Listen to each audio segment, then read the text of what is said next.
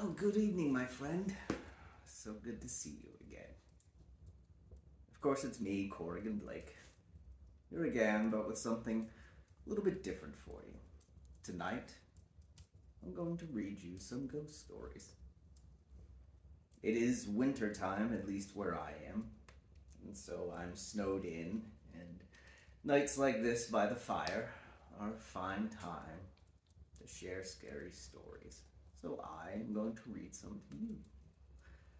Perhaps you'll find them relaxing, a thing to fall asleep to while you bask in the glow of my fire. And we can share this time together reading some interesting stories that you probably all know by heart already, but, well, they've been passed down for generations. So I will give no more ado, and we'll just continue on. So get comfortable, relax, and I'll read you some stories.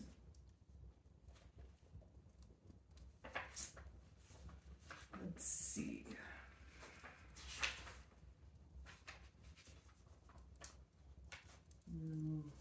I think the first one that we will go with is this. It's called The Thing. Ted Martin and Sam Miller were good friends. They spent a lot of time together. On this particular night, they were sitting on a fence near the post office, talking about one thing or another. There was a field of turnips across the road. Suddenly, they saw something crawl out of the field and stand up. It looked like a man, but in the dark, it was hard to tell for sure. And then it was gone. But soon it appeared again. It walked halfway across the road, and it turned around and back into the field. Then it came out a third time and started toward them. By now, Ted and Sam were scared, and they started running. But when they finally stopped, they decided they were being foolish. They weren't sure what had scared them. So they decided to go back and get a better look. Pretty soon they saw it, for it was coming to meet them. It was wearing black pants, a white shirt, and black suspenders. Sam said, "I'm going to try to touch it. Then we'll know if it's real." He walked up to it and peered into its face. It had bright, penetrating eyes sunk deep in its head. It looked like a skeleton. Ted took one look and screamed, and again he and Sam ran. But this time the skeleton followed them. When they got to Ted's house, they stood in the doorway and watched it. It stayed out on the road for a while. Then it disappeared. A year later, Ted got sick and died. Toward the end, Sam sat up with them every night. The night Ted died, Sam said he looked just like that skeleton.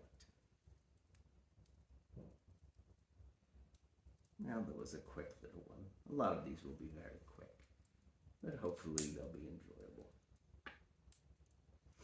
This next one is entitled Cold as Clay. A farmer had a daughter for whom he cared more than anything on earth. She fell in love with a farmhand named Jim, but the farmer did not think Jim was good enough for his daughter.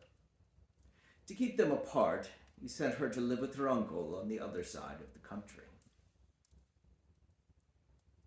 Soon after she left, Jim got sick, and he wasted away and died. Everyone said he died of a broken heart. The farmer felt so guilty about Jim's death, he could not tell his daughter what had happened. She continued to think about Jim and the life they might have had together. One night, many weeks later, there was a knock on her uncle's door. When the girl opened the door, Jim was standing there. "Your father asked me to get you," he said. "I came on his best horse." "Is anything wrong?" she asked. "I don't know," he said. She packed a few things, and they left. She rode behind him, clinging to his waist. Soon he complained of a headache. It aches something terrible, he told her. He now has that accent. It just happens. She put her hand on his forehead. Why, you are as cold as clay, she said. I hope you are not ill. And she wrapped her handkerchief around his head. They traveled so swiftly that in a few hours they reached the farm. The girl quickly dismounted and knocked on the door. Her father was startled to see her. Didn't you send for me? She asked. No, I didn't, he said. She turned to Jim. He was gone, and so was the horse. They went to the stable to look for them. The horse was there. It was covered in sweat and trembling with fear. There was no sign of Jim. Terrified, the father told her the truth about Jim's death. They quickly went to see Jim's parents. They decided to open his grave. The corpse was in its coffin, but around its head, they found the girl's handkerchief. Ah, true love will cross many boundaries. And so it seems that even in death, love continues.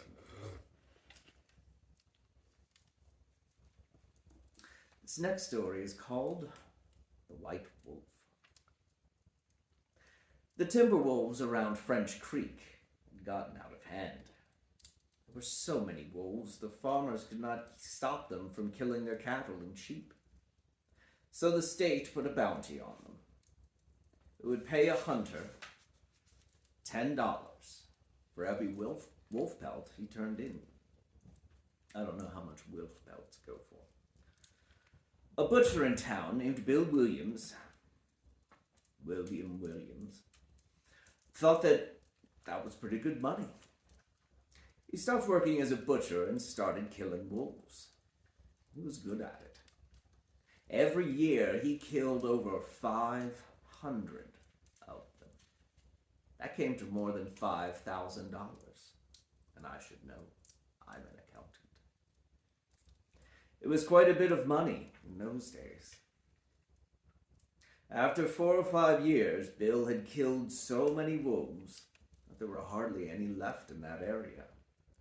So he retired, and he vowed never to harm another wolf, because wolves had made him rich. Then one day a farmer reported that a white wolf had killed 2 of his sheep. He had shot at it and hit it, but the bullets didn't have any effect. Soon that wolf was seen all over the countryside, killing and running. Nobody could stop it. One night it came into Bill's yard and killed his pet cow. Bill forgot about his decision never to harm another wolf. She went into town the next morning and bought a young lamb for bait. He took it out into the hills and tied it to a tree. Then he backed off about 50 yards and sat down under another tree. With his gun in his lap, he waited. When Bill didn't come back, his friends started looking for him. Finally, they found the lamb. It was still tied to a tree. It was hungry, but it was alive. Then they found Bill. He was still sitting against the other tree, but he was dead. His throat had been torn open. But there was no sign of a struggle. His gun hadn't been fired. And there were no tracks in the soil around him. As for the white wolf, it was never seen again. Well, that's an important lesson. Respect and love of nature is very important. lest it come back to bite you in the throat.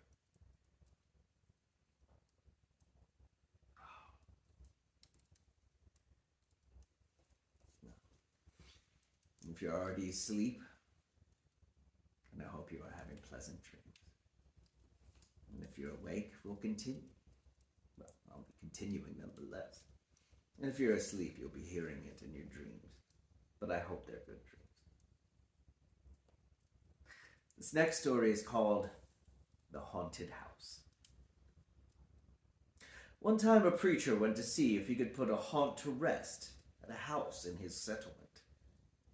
The house had been haunted for about 10 years. Several people had tried to stay there all night, but they would always get scared out by the haunt.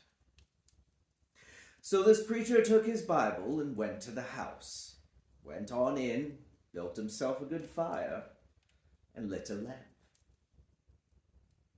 Sat there reading the Bible. I imagine much like I am. Except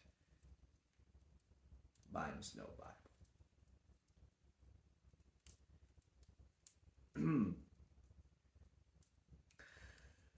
Then just before midnight, he heard something start up in the cellar, walking back and forth, back and forth.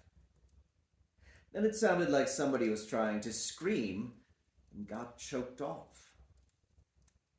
Then there was a lot of thrashing around and struggling. Finally, everything got quiet.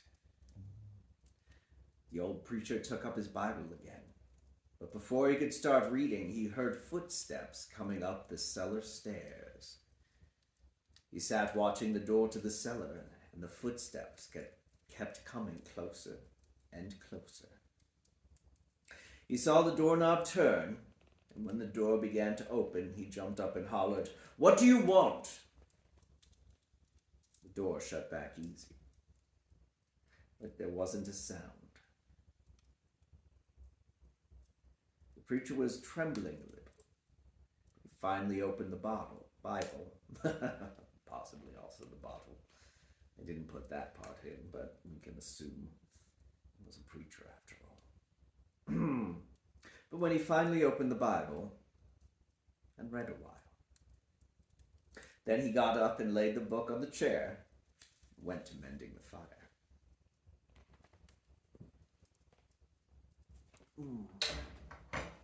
Could use a bit of poking, I suppose.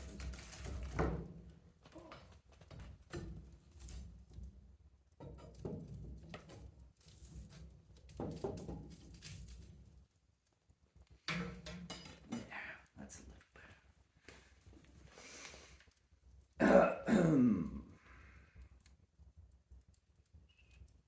The preacher and I have just stopped mending the fire. Then the haunt started walking again, and step, step, step, up the cellar stairs. The old preacher sat watching the door, saw the doorknob turn, and the door open. It looked like a young woman. He backed up and said, "Who are you? What do you want?" The haunt sort of swayed, like she didn't know what to do. Then she just faded out. The old preacher waited. When he didn't hear any more noises, he went over and shut the door. He was sweating and trembling all over, but he was a brave man, and he thought he'd be able to see it through. So he turned his chair to where he could watch. He sat down and waited. It wasn't long before he heard the haunt start up again. Slowly. Step. Step. Step. Step. Closer and closer. Step.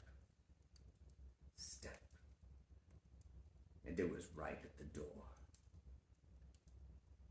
The preacher stood up and held his Bible out before him. Then the knob slowly turned, and the door opened wide. This time the preacher spoke quiet-like. He said, "In the name of the Father, the Son, and the Holy Ghost, who are you, and what do you want?" The haunt came right across the room, straight to him, and took hold of his coat. It was a young woman about 20 years old. Her hair was torn and tangled, and the flesh was dropping off her face, so we could see the bones and part of her teeth. She had no eyeballs, but there was a sort of blue light way back in her eye sockets. And she had no nose to her face. Then she started talking. It sounded like her voice was coming and going with the wind blowing it. She told how her lover had killed her for her money, buried her in the cellar. She said if the preacher would dig up her bones and bury her properly, she could rest. Then she told him to take the end joint of the little finger of her left hand, to lay it in the collection plate at the church the next morning, and he'd find out who had murdered her. She said, "If you come back here once more after that, you hear my voice at midnight, and I'll tell you where my money is hid, and you can give it to the church." The haunt sobbed like she was tired. She sunk down on the floor and was gone. The preacher found her bones and buried them in the graveyard. The next Sunday, the preacher put the finger bone in the collection plate, and when a certain man happened to touch it, it stuck to his hand. The man jumped up and rubbed and scraped and tore at the bone, trying to get it off. Then he went to screaming like he was going crazy. Well, he confessed to the murder, and they took him on to jail. After the man was hung, the preacher went back to the house one midnight, and the haunt's voice told him to dig under the hearthrug. He did, and he found a big sack of money. And where that haunt had held on to his coat, the print of those bony fingers was burned right into the cloth. It never did come out.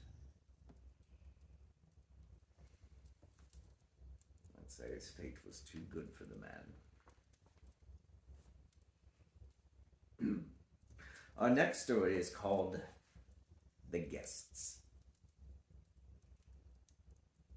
A young man and his wife were on a trip to visit his mother. Usually they arrived in time for supper, but they had gotten a late start, and now it was getting dark.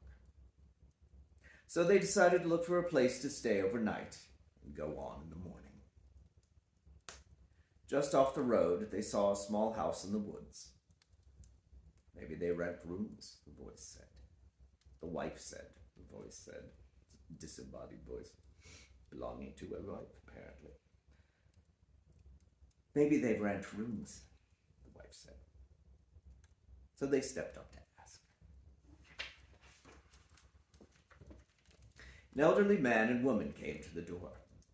They didn't rent rooms, they said, but they would be glad to have them stay overnight as their guests. They had plenty of room, and they would enjoy the company. The old woman made coffee and brought out some cake, and the four of them talked for a while. Then the young couple were taken to their rooms. They again explained that they wanted to pay for this, but the old man said he would not accept any money. The young couple got up early the next morning before their hosts had awakened. On the table near the front door, they left an envelope with some money in it for the room. Then they went on to the next town. They stopped in a restaurant and had breakfast. When they told the owner where they had stayed, he was shocked. "That can't be," he said. "That house burned to the ground. The man and woman who lived there died in the fire." The young couple could not believe it. So they went back to the house. Only now there was no house. All they found was a burned-out shell. They stood staring at the ruins, trying to understand what had happened. Then the woman screamed. In the rubble was a badly burned table, like the one they had seen by the front door. On the table was the envelope they had left that morning. See, sometimes the dead can be hospitable. Shouldn't always judge.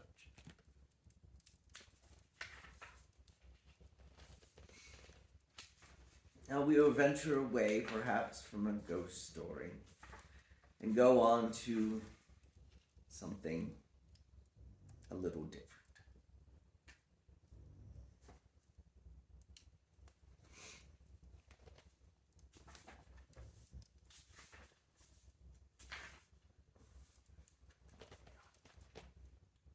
The white satin evening gown.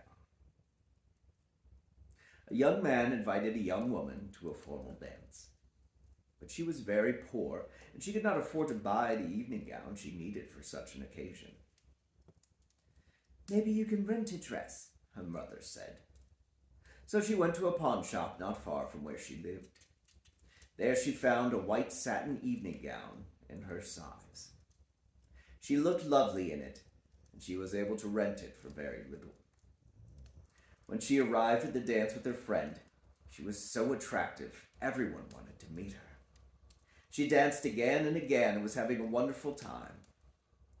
But then she began to feel dizzy and faint, and she asked her friend to take her home. "I think I have danced too much," she told him. When she got home, she lay down on her bed. The next morning, her mother had found that her daughter had died.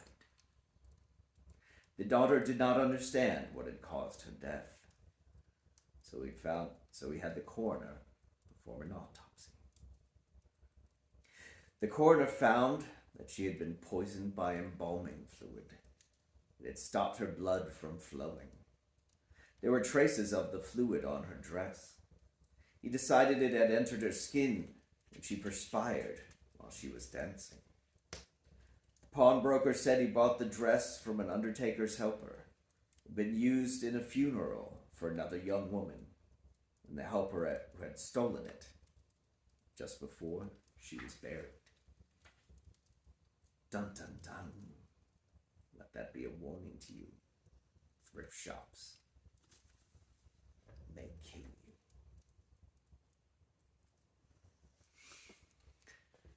Our final story of the evening, before I go to my own bed and take the hounds with me.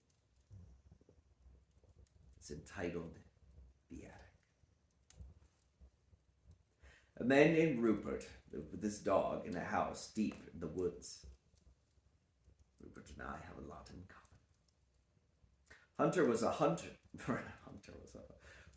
was a hunter and a trapper. That we do not have in common. The dog was a big German shepherd named Sam. Rupert had raised Sam from a pup. Almost every morning, Rupert went hunting, and Sam stayed behind and guarded the house. One morning, as Rupert was checking his traps, he got the feeling that something was wrong at home. He hurried back as fast as he could, but when he got there, he found that Sam was missing. He searched the house and the woods nearby, but Sam was nowhere to be seen. He called and he called, but the dog did not answer. For days, Rupert looked for Sam, but he could find no trace of him. Finally, he gave up and went back to his work. But one morning, he heard something moving in the attic. He picked up his gun. Then he thought, I'd better get quiet about this.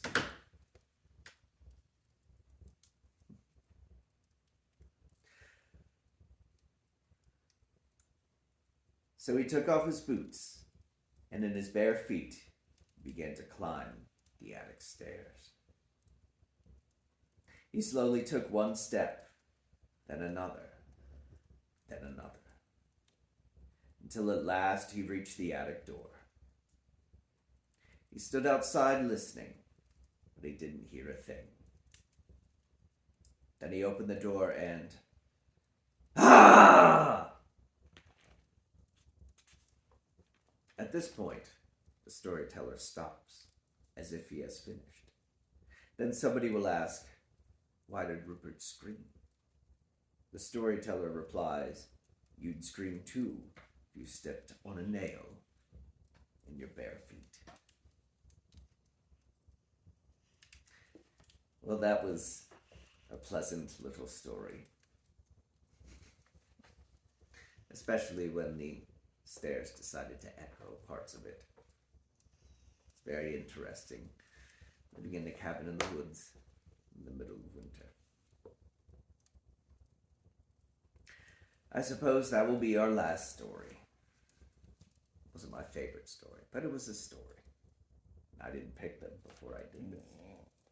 In fact, I planned very little of this. But it was wonderful having a chance to spend some time with you.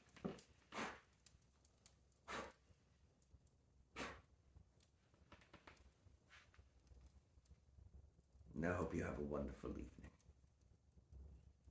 And I hope your dreams are deep and sweet. And that tomorrow you have the best day that you can. I believe in you. Look for the magic. Remember, I love you. Finger guns. Good night.